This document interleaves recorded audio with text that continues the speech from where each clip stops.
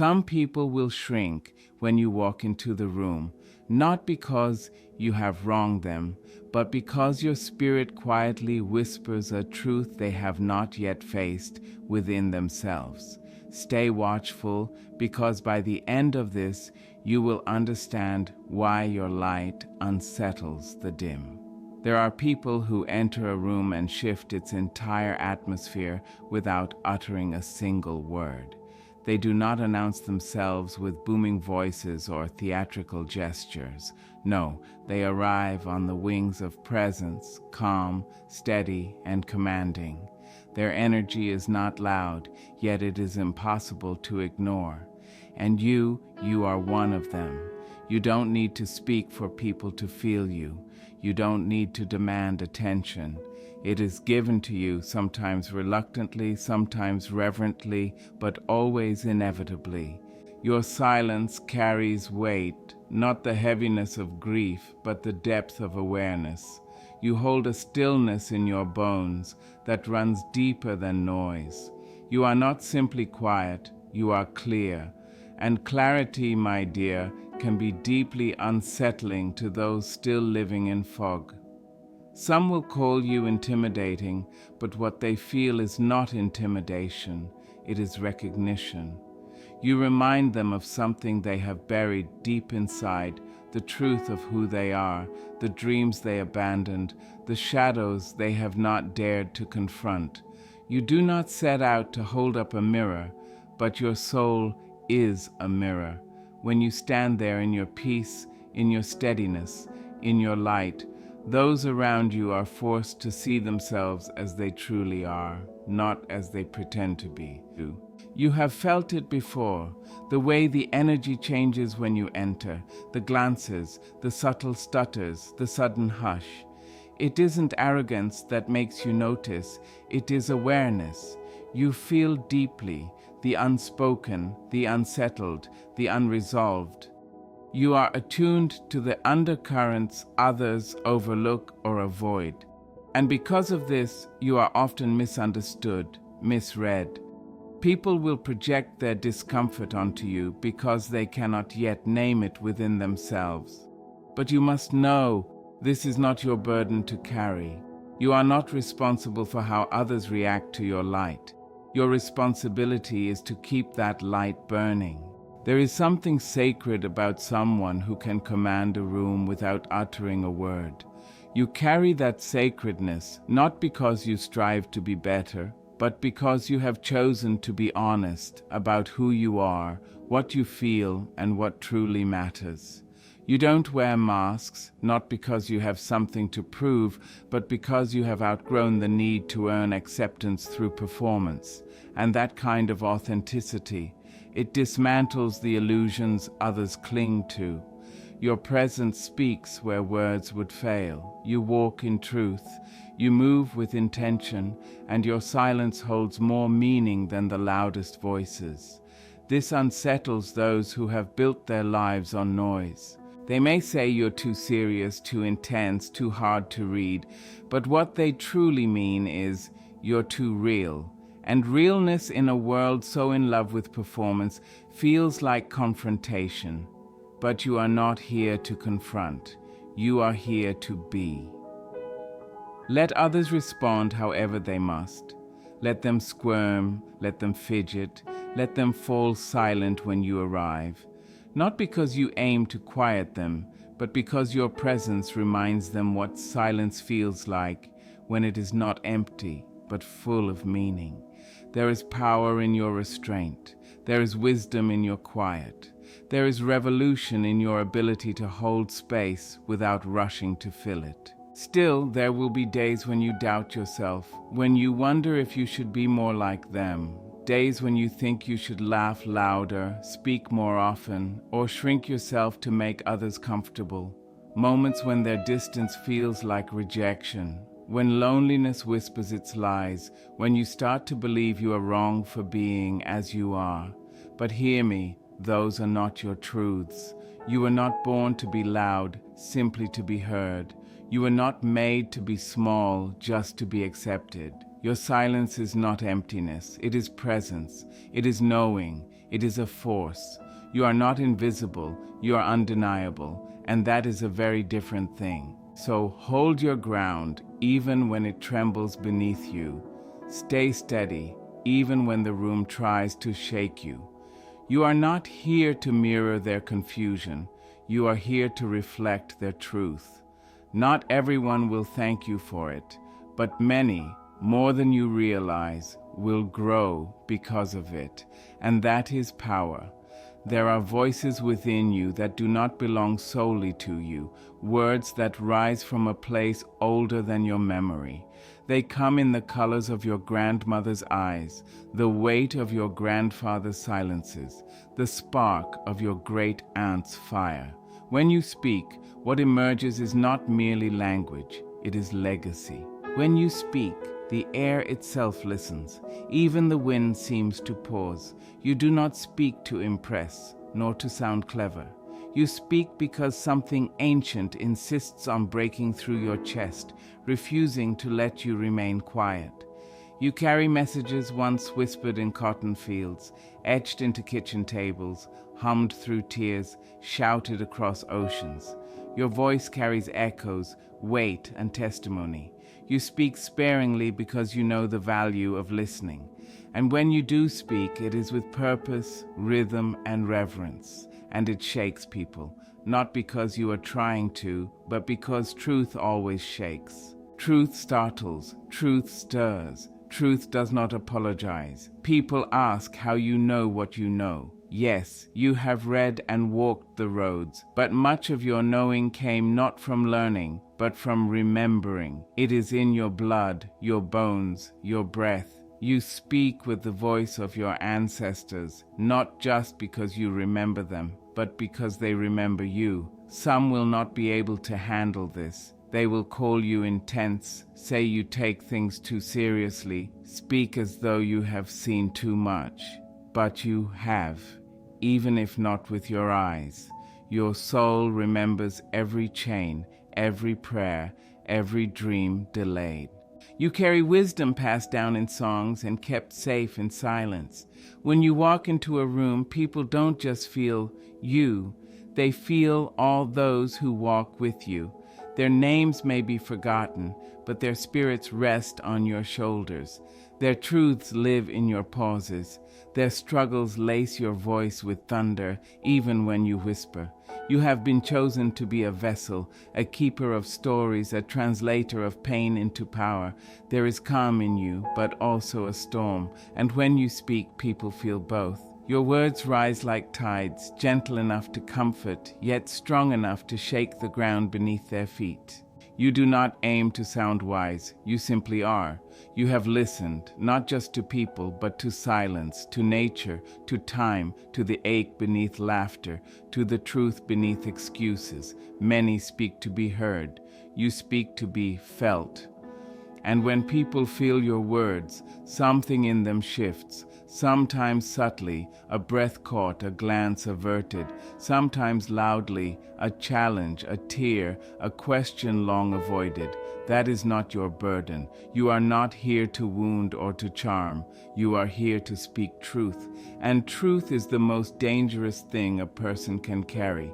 They may try to quiet you, to soften your words, to make your truth palatable. But truth has never been polite. It has never waited patiently in the corner for permission. It arrives raw, uninvited, unashamed. And that is what your voice does. There will be times you feel unsure, times you are tired, times you think no one hears you. But even in those moments, your silence is heavy with meaning, because those who carry the voice of ancestors do not rely on volume, they carry vibration. And those meant to hear you will hear, not just in your words, but in the spaces between them. You do not speak to convince or to conquer. You speak because truth demands to be spoken, and you were chosen to speak it. You have never been drawn to the shallow waters of the soul. While others stay near the surface, you long for what lies beneath. You are not moved by popularity, performance, or pretense. You are drawn to substance, to what is hidden between the words, what is buried beneath the laugh, what aches beneath the smile. That is where you live. That is where you love. You have learned again and again that attention is easy to capture, but connection, real connection, is another thing entirely. The world rewards the loud, the visible, the constant display. But you were not made to dance for the eyes of strangers. You are not here to chase applause or burn bright just to be noticed. You have never sought the spotlight. You have always sought truth.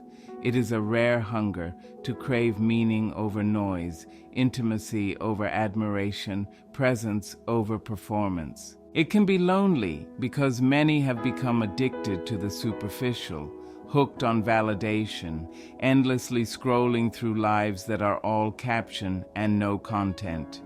You have felt out of place among them. You may have tried once or twice to play along, to shrink your truth to fit the trend. But it left you empty, didn't it? Because you know what so many forget. Attention is not love. Being seen is not the same as being understood. And you would rather have one moment of real connection than a lifetime of shallow praise. You would rather sit in silence with someone who truly sees you than shout in rooms where no one is really listening. There is a quiet strength in that. A courage in not needing to be liked by the many, but choosing instead to be known by the few. You ask questions that make people pause. You look into eyes, not just at faces. You are not interested in simply what someone does, but why they do it.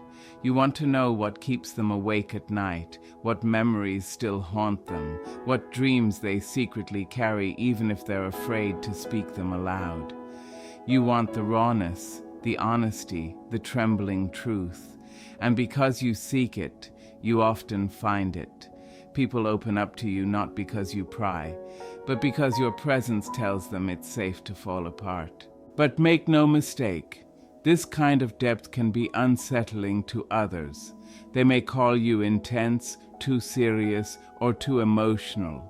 They may pull away, not because you've done anything wrong, but because your presence stirs feelings they have long buried. Your hunger for meaning threatens the mask they wear. Your refusal to shrink yourself leaves them feeling exposed. You don't intend to confront them, but your very being does. And so you've learned to walk alone at times, to find joy in your own company.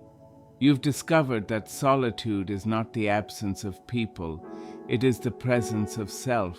In your quiet, you explore your own depths, you face your shadows, you celebrate your light, and in doing so, you become someone who does not need attention to feel alive. You carry your own fire. There is dignity in the way you move, slow, deliberate, intentional. You do not rush to fill silence. You don't reach for validation when doubt creeps in. You sit with it. You sift through it. And when you finally speak, it is with the weight of someone who has done the inner work. That is why your words land differently. That is why people remember what you say, even when they don't know why. You may not be the loudest voice in the room, but you are the one people return to when they are tired of the noise. They seek you not for performance, but for presence. They come to you when they are ready to be real. And yes, there will be those who overlook you or underestimate you because you don't clamor for attention. Let them. You do not need to be seen by everyone, only by those who recognize what you carry. And those who do, they stay, because what you offer is not a show, it is sanctuary. There is no shame in wanting more than the surface. There is no weakness in craving depth. In a world that rewards the shallow, it takes courage to be genuine, to be vulnerable, to say, "This is who I am," whether or not it is applauded. And you have that courage. You always have. So let others chase the kind of light that flickers and fades. You will keep walking toward the fire that never dies, the one that burns quietly in the center of your soul, the one that does not need attention to exist, only truth, only depth, only you. There is a quiet power in seeing what others overlook. While the world claps for the performance, you watch the space between movements. While others are distracted by the smile, you hear the tremble in the voice. You don't look to judge, but your gaze is honest. You see the truth hiding beneath the polish, the sorrow behind the sparkle, the fear behind the confidence. People wear masks. Some wear them so well they forget they ever put them on. They laugh too loudly, speak too quickly, flatter too easily. They build images to shield themselves from pain, from shame, from being truly known. But you, without effort, without force, you see, you look at them and the disguise falters, if only for a moment, because you are not interested in the character, and they can feel it. You want the soul. When you look at someone with that kind of honesty, it disarms them. Some feel exposed, some feel seen, some feel both at the same time. You don't always understand why people respond to you the way they do, why they open up, why they avoid you, why they stammer or stare. But it is because something in you calls forth the truth they are not yet ready to face. You never asked for this sight, you never trained to read people, but you've always known things before they were said. You feel shifts in energy like wind on your skin. You hear what isn't spoken.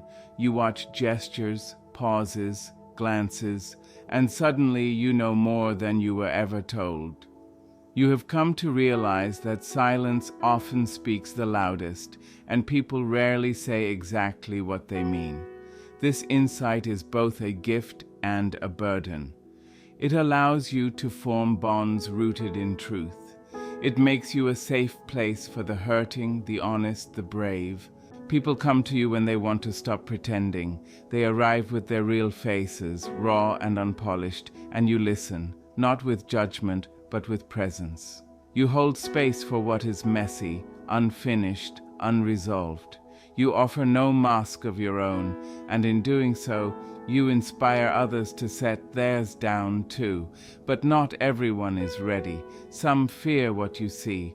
They feel bare in your presence, vulnerable, uncomfortable. You haven't said a word, but still they feel as if you've seen too much. And perhaps you have, not out of pride, but because your spirit is still enough to receive what theirs leaks unknowingly. You don't chase truth, it reveals itself to you. And because of that, you've seen people retreat from you. They step back when their masks begin to crack. They fear that you will expose them, not realizing that your seeing is never cruel. You don't see to destroy, you see to understand, but fear doesn't know the difference. In the face of deep perception, people can mistake gentleness for danger. You've had to learn to carry this sight with grace, to not speak every truth you see, to hold certain things quietly when saying them would cause harm. You have learned that not every mask needs to be removed. Not every truth must be spoken aloud. You've learned when to speak and when to simply know. Wisdom, you've discovered, is not in revealing everything, but in knowing what to hold and when to hold it. Still, the masks can be exhausting, the pretending, the performances, the posturing. You move through a world built on illusion, and it can be lonely to see through it all. But you have never been one to be satisfied by illusion. You crave the real, the honest, the whole, even when it's messy, even when it hurts. And so you keep watching, not with suspicion, but with compassion. You allow people to wear their masks when they need to, but you never mistake the mask for the person. You speak to the soul beneath it, and sometimes that soul speaks back. Sometimes someone is brave enough to meet you there, in the deep, unguarded space beyond performance. When that happens, it is beautiful, rare, sacred. You carry an inner clarity that cuts through the noise. You do not need people to explain themselves. You already understand more than they know how to express. In a world that thrives on image, your gift is not only in seeing the truth, but in loving it anyway. You were not made to be fooled. You were not made to be fed lies and call it nourishment. You were made to recognize the real, to honor it, and to gently help others return to it if they are ready. And even if they are not, you still see them, not who they pretend to be, but who they truly are. That, beloved, is a rare kind of seeing, one that heals without force, reveals without cruelty, and waits with grace. You have never needed to raise your voice to cause a stir. You have never had to wave your arms to be noticed. Just being who you are, quiet, steady, truthful, is enough to rattle walls people thought were unshakable. You do not arrive to destroy, but your very presence can shift the ground beneath those who have built their lives on shallow roots. You don't plan it. You don't wake up and think, "Today I will disrupt something." No, you simply walk in your truth, and truth is a force all its own. You step into a room and the air changes. People become aware of themselves in ways they hadn't before. Conversations shift. Tones change. Some people tense, others soften. You have done nothing but exist, yet your presence has spoken. You carry an energy that speaks before you do, one that says, "I see you, I hear what you're not saying, I notice what's hidden." That kind of energy is not always welcome, not because it harms, but because it reveals what others work tirelessly to conceal. You don't sugarcoat, you don't flatter, you listen with presence and speak with clarity. You ask questions that cut through noise. You offer observations that land like quiet thunder, not because you wish to shake people, but because the truth within you refuses to stay silent. It slips out even in your pauses, and that makes people uneasy. It's not because you're unkind. It's because you're real. They are accustomed to performing, to controlling how they are perceived. But with you, those tricks fail. You see through them. Even when you remain silent, they feel exposed. You've watched it happen, people pulling back, becoming defensive, suddenly needing to leave. You wonder if you said something wrong, but often it's what you didn't say. It's what your presence made them feel. You became a mirror, and not everyone is ready to look. But hear this, you are not the problem. You are not too much, you are not difficult, you are simply living in a way that refuses to lie. And in a world built on pretending, that alone is enough to be unforgettable. That is its own kind of revolution. Disruption does not always arrive in flames and fury. Sometimes it comes in stillness, in authenticity, in the quiet act of someone refusing to play the game. You are not here to entertain. You are not here to compete. You are not here to be liked at the expense of your soul. And yet, without effort, you make people rethink their choices. You make them question why they do what they do, whether their paths are aligned with their truth, whether their words match the rhythm of their heart. You do not have to preach, you embody. You live what others only speak of, and that alone stirs change.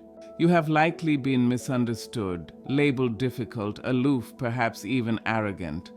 But that is not who you are. You are simply not easy to categorize. You do not fit into molds. You do not perform roles. And when people cannot label you, they project their own shadows onto you. That, however, is not your burden to carry. You know your heart. You know your intentions. You understand that your desire has never been to harm but to heal, not to shame but to awaken. Still, waking up is rarely comfortable, and not everyone welcomes the light. Do not shrink because your presence feels too bright for some. Do not dim your flame so others can remain at ease in the dark. You were never meant to blend in. You were born to be a catalyst. You stir waters even in silence. You bring depth where there was only surface, honesty where there was only approval seeking. And that disrupts patterns.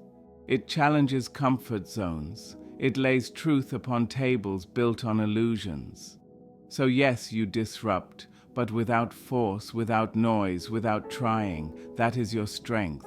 There is something sacred in the way you move, unshaken by praise, unmoved by disapproval. You walk as if you know your destination, even when the path is still unfolding. You speak only when it matters. You are unafraid of silence. You do not perform. You exist fully and fiercely, and that alone alters the spaces you enter. You may not always notice, but your presence leaves ripples. You enter lives and, without demanding it, leave them more awake than before. You do not need to fix people. You do not need to push. You need only to continue being yourself, with integrity, with love, with truth. This world does not need the kind of disruption that destroys for the sake of destruction. It needs the kind that breaks open, the kind that clears space for something more honest, more human, more whole. And that is exactly what you bring. There is a strength in solitude that many mistake for loneliness, but you know the difference. You are not afraid of being alone because you have discovered that solitude is not emptiness. It is fullness. It is a sanctuary where your soul breathes freely, a place where you meet yourself without masks, without distractions, without noise. You have learned that the richest conversations are often the ones you have with yourself, deep in the quiet hours when the world has faded into the background. While others scramble to fill their days with chatter, company, and constant motion, you understand the power of stillness. You know that solitude is not punishment, it is a gift. A chance to hear the whispers of your own heart, a chance to confront your fears, cradle your dreams, and heal the wounds that only silence can soothe. Being alone has revealed to you who you truly are, not the roles you play, not the masks you wear to protect yourself, but the raw, unfiltered self that exists beneath all expectations. In your solitude, you have faced your shadows and embraced your light. You have danced with your doubts and accepted your strengths, and in that sacred space you have found peace. There is beauty in being at home in your own company. It means you do not rely on others to validate your worth. You do not seek constant approval or fear quiet moments. You know your presence is enough. You have become your own best friend, your own healer, your own witness. That independence is a kind of freedom few will ever experience. Yes, you have felt the weight of loneliness before, the ache of isolation that makes the heart heavy and the spirit weary. But you have also learned that loneliness is not the same as being alone. Loneliness is a feeling, a shadow cast when connection is missing or when the soul feels unseen. Being alone, however, is a choice and a state of grace. It is standing firmly in your own presence, even when no one else is near. In solitude, you have heard truths the world would have drowned out. You have listened to your own voice grow strong and clear. You have found answers not in crowds or chaos, but in the quiet knowing that comes from within. You have learned to trust yourself in a way no external praise or companionship could teach. This comfort with being alone was not born easily. It was forged through trials, through tears, through moments where you had no choice but to hold your own hand. Every step you took alone became a step toward wholeness. You have learned that solitude is not a void. It is the soil where your strength grows. Others may misinterpret your comfort with solitude as detachment or coldness. They may believe you are indifferent because you do not chase company or fill every silence. But you know better. You understand that your solitude is a wellspring of compassion. When you are at peace with yourself, you can meet others with greater patience, deeper understanding, and truer love. You do not fear the stillness. In those quiet moments, you have found the courage to meet yourself honestly. You have sat with grief, wrestled with doubt, and celebrated your victories. And in that process, you have become whole, not despite your solitude, but because of it. Choosing to be alone is a sacred act. It means you do not require the noise of others to feel alive. It means you carry your own light, your own song, your own rhythm. You have discovered that the deepest connection begins within, and when you are rooted in yourself, no external force can shake you. Your solitude is a gift to the world, because from that place of inner peace, you give more freely, love more openly, and stand more firmly. You do not fill yourself with others to feel complete. You are already whole. And that fullness becomes a beacon for those still searching for their own way home. Being comfortable alone means you do not settle for less than you deserve. You do not stay in situations or with people out of fear of solitude. You wait, you listen, you honor your own worth. That patience leads you toward the life and the love that truly nourish your soul. In a world that often mistakes loneliness for failure and solitude for sadness, you stand as a quiet act of rebellion. You prove that being alone can be the purest form of self-love and the boldest act of courage. You teach that peace is not found in the presence of others, but in the acceptance and embrace of oneself. You walk your path with grace, carrying the quiet strength of someone who knows that to be alone is not to be lost. It is to be found. It is to be whole. It is to be free. If your spirit feels too vast for the spaces you enter, do not shrink, expand. If your truth makes others tremble, do not whisper, speak. You were not born to dim for the comfort of others. You were born to blaze for clarity. Let them misunderstand. Let them step back. Let them call it arrogance, intensity, even loneliness. Let them. You are not too much. You are simply more than most can hold. So carry yourself with grace, with dignity, and with fire, because your aura is not a burden. It is your birthright.